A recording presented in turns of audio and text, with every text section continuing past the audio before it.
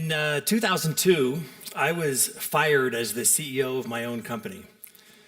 And no Steve Jobs analogies here today, but because it was a much smaller situation for me.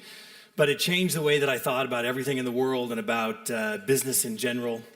And fast forward to today, as the CEO of that very same company, we were featured along with Jess's company, the Inc. magazine article that Jess was on the cover of in 2016. We were featured in that article as well as one of the 50 best places to work in 2016. And we also have made the Inc. 5000 list 7 out of the last 8 years, which is really hard to pull off to kind of get that kind of compounding growth. So we've come a long way, suffice it to say, since almost just burning out, going out of business. And I'm going to go back to the beginning and share my story a little bit with you today, and share with you some of the lessons that I've learned along the way to get from the deepest part of agony, having been chased out of my own company, to the point where we are now really thriving. So it goes all the way back to, like most of us, I think we probably could go around the room and talk about all those first things we were doing, from the lemonade stands to lawn mowing, etc. I had a lawn mowing business that I started when I was 10 years old. And by the time I graduated from high school, I had 20 people working for me and made enough money to pay my entire way through college. The combination of that and shoveling snow in the winters, in the cold Nebraska winters. But when I was 15 years old, that's me on the left there, I attended a workshop called the Launch Leadership Summer Workshop. It's a workshop that they send young high school students that are wanting to learn about leadership. I didn't really want to learn about leadership, but the end of my sophomore year in high school, I was elected to be on our student council, and I was at one of those schools where every single person who ran got onto the student council. Everyone gets a trophy kind of thing. And I had an option to either A, go to leadership class, which would have been 4 hours every Saturday afternoon for 8 consecutive weeks with the vice principal who reminded me of the guy from the Breakfast Club, or I could go to this 4-day workshop. And I decided that this sounded like much less agony and pain, and I went, and it completely transformed my life. I'm so forever and deeply grateful for the lessons I learned. It was the first time ever, as a small kid from central Nebraska, in a town where my great-grandfather was close personal friends with Buffalo Bill. I mean, they've been there since the mid-1800s, and I had maybe 3 people that had an ethnicity different than my own in my entire school. And so I went to this thing, and I was exposed to the world, and it changed everything about how I thought about everything. There was a sign that hung on the wall in the classroom that me and 11 other students, there were 12 of us in a group, and I took this sign off the wall: I expect to pass through this world but once. Any good, therefore, that I can do, or any kindness I can show, let me do it now. Let me not defer or neglect it, for I shall not pass this way again. I have had this hanging on either my mirror in my bathroom or in my closet for my entire life since then. And I tried to make it my life's mantra. I knew even at that point in time that I was going to be an entrepreneur, that I was going to start companies or businesses or do something. And this is how I wanted to apply my life to business, and I made that decision early on. I tried all kinds of things. I actually had 8 companies that I started by the time I graduated from college at the University of Nebraska. I finally settled on something that worked. It was a company called Campus Connection. It was a magazine. This is before the internet existed, keep in mind. And I started selling local ads in the college town where I went to school. I found a couple of partners. One went to Stanford, one went to Wharton. I met them at an Association of Collegiate Entrepreneurs convention. They had more money than I did, and I thought, this is going to be awesome. So went off to New York City, lived there for 4 years, built this company up. We ended up with 350 college campuses around the country that distribute our publications through their bookstores. It was a really good learning lesson. At the end of it, though, we kind of made some bad decisions and flailed out. I didn't have a lot, but I took a little bit of that capital and moved back to Lincoln, Nebraska, and opened an Alpha Graphics printing franchise. I primarily moved because I wanted my son to grow up on grass instead of concrete, and I love New York City and love going back, but it's a really great place to be and to live in Lincoln. And when I opened the Alpha Graphics store, it was early. It was 1992, and it didn't take long before Al Gore finally invented the internet. Thank you, Al. And it changed everything, as we all know. most of us in this room have lived through that process, and we know what that was like and how it changed everything around us. I started a website design company called Level 100 Communications, which was a spin out of the print shop. It was like a division of the print shop. And one of our earliest clients were these guys. Anybody know who they are? Not NSYNC. It's the Backstreet Boys. Yes, that's good. That's good. So we had one of our employees go to Spain running to the Bulls. It was a bucket list trip for him. And he tells the story that he's standing on the balcony of his hotel and he's looking down and these throngs of women are screaming and yelling and he's wondering, what the heck did I do to deserve this? And he looks over on the balcony next to him are the Backstreet Boys. They had adjoining doors. He spent the entire week hanging out with them. He got to go backstage. We still have the hotel receipt with a contract written on the back of it where we won their website. It was our first big thing. But as we started to grow, my biggest fear was that people would actually come and visit us. We were in the basement of the print shop, and it was literally it was horrible conditions. If we would have hired somebody that was, say, 6'5" or higher, they couldn't stand up all the way. They would impale their head on a nail, and it was just really horrible working conditions. And so that's what we started to build out. But it didn't take long before we realized that there was huge opportunity for us.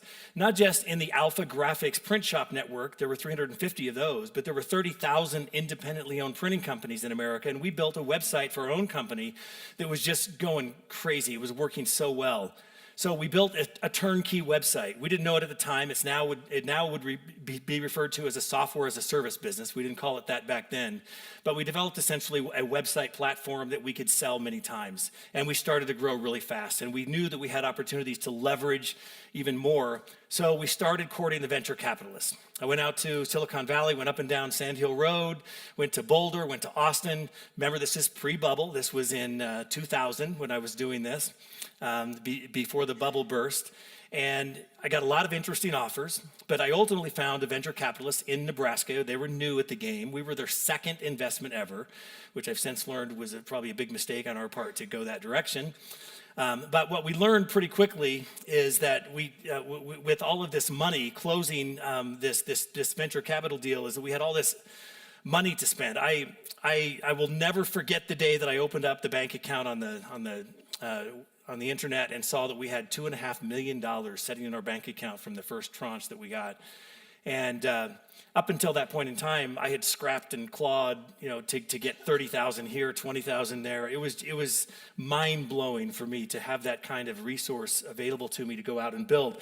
So we just started adding, we started growing. I hired 15 people in regional markets all around the country so we could say we had 15 offices. You know how so many companies, especially at that point in time, would do that. But we were growing so fast, and we were closing 3 out of every 4 deals that we got in front of. If somebody would take an appointment, we would close 3 out of 4 of them. But back in the office, the reality of living life using other people's money was starting to set in.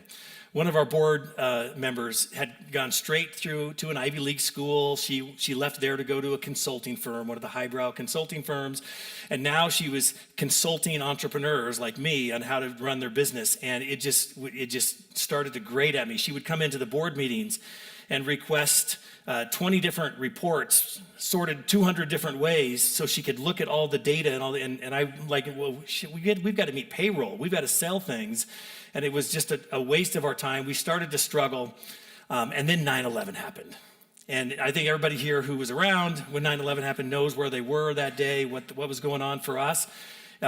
We were at a trade show in Chicago when the whole thing went down, so we were trying to sell our things. The trade show closed down, and so we had invested about $50,000 in this massive trade show presence that just completely disappeared. And so we were there. It was the first day that 9/11 happened. We showed up on the trade show floor, and all of the money just went out the door. And that was a sign of things to come. In the next year, all of our people that we had, all these 15 people that we had that were out selling 3 out of every 4, couldn't even get appointments. They couldn't even get people to talk to them. And slowly, surely, our revenues were going down.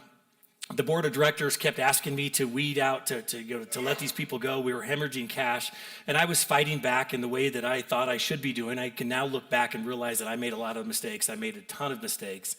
But on a 4-3 vote, Another story altogether, how I allowed a company that I owned the majority of to be overrepresented on my board with our venture capitalists. But on a 4-3 vote, they fired me as the CEO and replaced me with a management committee of which I was one of 5 members of. And I gathered together my key people, the important people in our organization, and I shared with them, guys, I've been fired. I don't know what this looks like, what it means. That about 24 hours, I was at the depth, that, the lowest level I could go. By all accounts, I should have just given up. We should have gone out of business. We should have gone bankrupt. By all accounts, I should not have kept trying. But I had amazing people around me. Our team members, our employees at the time, they offered up their houses for younger single employees so that they wouldn't have to pay rent, where they could move in and save money on rent. Every single person in our company took a pay cut, and the majority of them took a deeper pay deferral, where we were just keeping tabs on the side about how much we owe you if we can ever pay you. And I will never forget what that felt like, to know that I had these people that had my back as much as they felt that I had theirs. I went out to my brother, my dad, a couple friends, and I raised money. My brother was a commercial real estate developer, still young, still new at it, and he had been planning for several years this massive project. He put it on hold and borrowed a bunch of money, and we bought the venture capitalists out. It took me 10 years after that to buy out my friends and family, but I finally got back in control. Within 2 years after that date, I had a company that was operating that was creating $1 million plus in earnings. That's how fast we got it back on track once we were there. Today, we provide marketing, printing, software, and strategic guidance to about 10,000 brands, businesses, nonprofits in all 50 states, 12 countries.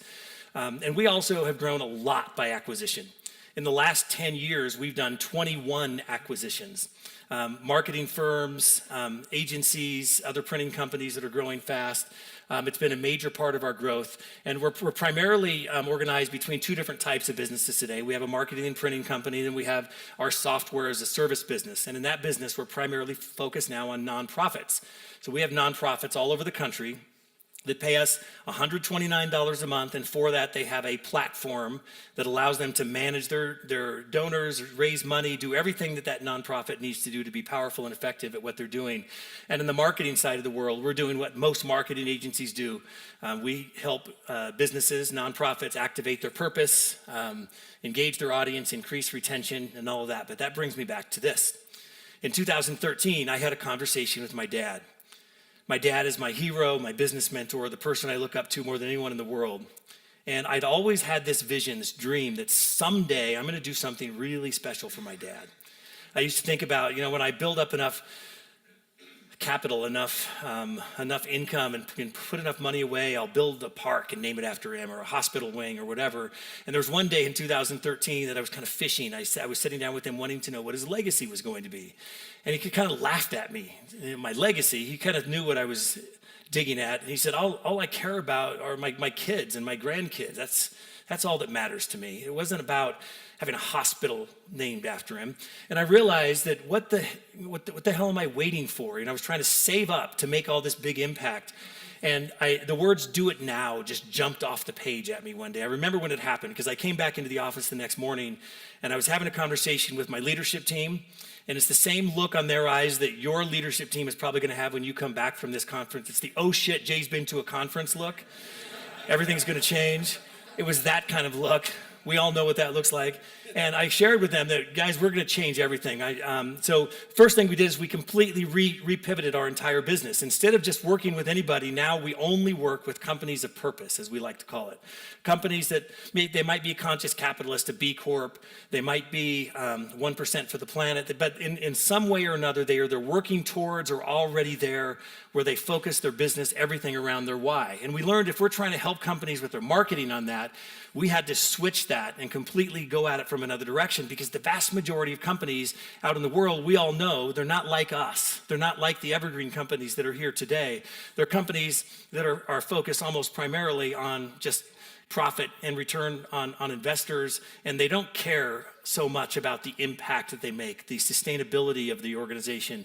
So we became what we refer to now as the world's first inside-out agency, where we help leadership teams align internally so that they can properly attract the customers that they wanted to attract. We became a certified B Corporation. This was on July 7th in 2014. And our whole purpose changed. Prior to that, I don't think we had a stated purpose, but it would have been maximize shareholder value or something like that. I'm saying, okay, well, what employee gets out of bed in the morning? I'm going to go to work and maximize shareholder value today. That never happens. So we changed it to we leverage our people, our products, and our profit as a force for good. And we do that through our Power of Three program, where we donate 3% of our people. We do that by every team member, volunteers 1 full day a month. If you do the math on that over the course of a year, it's a little more than 3% of their time. 3% of our products, giving them away to nonprofits, and then 3% of our profit. We actually take 3% of our top line revenue and give it to the Firespring Foundation, which in turn supports nonprofits and causes. This is one of the most important. We donated $1 million to this organization called Nonprofit Hub that is now the preeminent source of information, education for nonprofits. If you go to nonprofithub.org, you'll see tens of thousands of articles and information about how nonprofits can use technology, SEO, whatever it might be. And then we also, as a spin out of that, donated this building to them. They have 14,000 square feet, and they've become kind of like the WeWork for nonprofits, where there are over 200 nonprofit organizations that use this space that call it home. And there's a coffee shop on the ground floor that's just opening next month where it's 100% community owned. It's supported, and there are disadvantaged folks from the community that work there, and 100%, not a portion of, but every penny that's profited from the business goes back to the community, to nonprofits that it serves. And our primary focus is that we value people above profit. If we take great care of our people will take great care of our clients. That's the center of everything that we do. And our values, we have 3 of them. We bring it every day, we have each other's back, and we give a shit. And that's it. It's that simple. Everything that we do revolves around this, and the people in our organization that live at the center of this absolutely are incredible people in our organization, and we will do whatever it takes to make sure that they thrive at our organization. One of the things that we do is we have a daily meeting at all 3 of our locations at 11:11. We just figured out that was the time that worked best for all of our salespeople to be there between 11 and 11:30. So every day at 11:11, we have an 11-minute meeting, stand-up meeting, where we come together and we recognize each other for living our values. We put it on the board. It's just a coincidence, but we've been doing this for 11 years. It's been a long time since we started this meeting. And once a quarter, we induct 3 new people into our Values Hall of Fame. And we make it really, really fun when they go in, and we actually have a book. There is no better source of inspirational stories for our onboarding team members, for them just to pick up this book, read through it, and read real value stories of people in our company, what they've done to live our values and how they make a difference in our organization. And we have this group we call the Culture Club that organizes essentially everything around. We have an honorary Boy George of the Culture Club who runs the organization. They're elected from across the company, and this Culture Club does not do things that most companies would think they do. They're not a party planning committee, although there's a portion of them that take that on. Culture is not about your break room. It's not about having free soda or bringing in free lunch every day. It's not about having a ping pong table or a pool table or a slide that gets people from the second to the first floor. We have all this stuff, but it has nothing to do with our culture. It has zero to do with our culture. In fact, I'm going to say that we had a better culture back in the days when we were in the basement of that building and people were at risk of impaling their head on nails just standing up. Our culture was better then than it was in this new space. This is not what it's about. Workplace culture is about the people. First and foremost, it's about the people, and in our case, the people who are aligned with one another, who bring it, who have each other's back, and who give a shit about each other, about the people we serve, and about the community that we serve in. That's all that it's about. So for us, it's about the work that we do in our community. We have a blood mobile that comes in once a month, and our company has given more blood than any other company in our city. Last year, I took a screenshot of the thing we used to track volunteer hours. We had more than 14,000 volunteer hours by our team members that have gone out into the community to volunteer for a nonprofit of their choice. And we have little events like this one. It's called the Souptacular, where we give away the golden ladle once a year to the person who makes the best crock pot of soup. The year that the IT guy melted a brick of Velveeta cheese and called it taco soup, it kind of brought the whole thing down a little bit for a couple of years. But it's still an awesome event. And then we do this thing every year. We have in our main facility, we have around 200 people in this one facility, and we set everyone around one table for Thanksgiving. It's always the Thursday before Thanksgiving. We bring everybody together and get everybody in one table. The bottom line is that we are all in this together. Everyone knows it. Everyone focuses on it. I like to say that culture is a journey. It's not a destination. The moment that any of us ever come to the point where we think we've got it all figured out is the moment we start to die on the vine. I don't believe that anyone ever is going to arrive at having the perfect workplace culture. And I will tell you that I'm frankly a little bit embarrassed that we're listed on one of these 50 best places to work lists, because I look internally and I think, holy shit, we could be doing so many things better. We have so much room to grow, and we can always be better at it. I'm going to finish just sharing something with you it's an email that I got from one of our team members. This is from a team member who works on a team where her job is to deal with our angry customers. She's the person that gets on the phone when somebody calls up and something has gone wrong. She says, Jay, I was getting ready for work this morning, excited for the waffle breakfast, and it occurred to me that I look forward to quite a few things that are related to my job. I have a tendency to gush about Firespring. I rave about the company, the work, the people, our clients, the fun things we do. Sometimes I get so enthusiastic, I feel like a cheerleader on speed.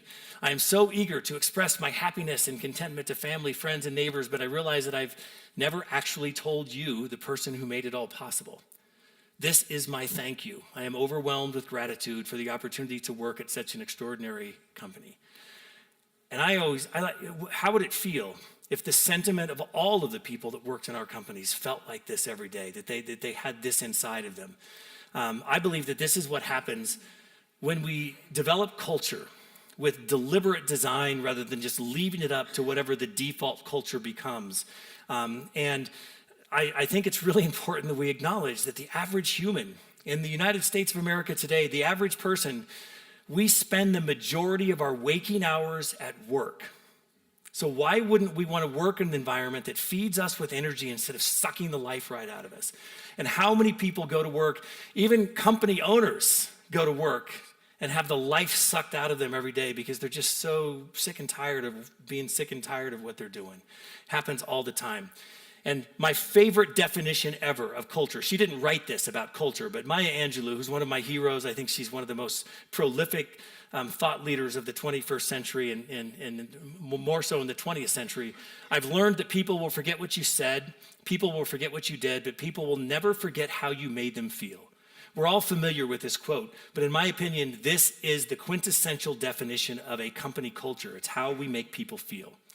And I just want to finish by inviting anyone, as you're driving up and down the interstate, if you're going across the country, if your plane has an oil leak and you need to land in the middle of the country somewhere, come visit us in Lincoln, Nebraska. We'd love to have any of you. We do 8 culture tours every year. We have around 1,000 people come in from across the country that kind of go through and learn firsthand some of the things that we're doing.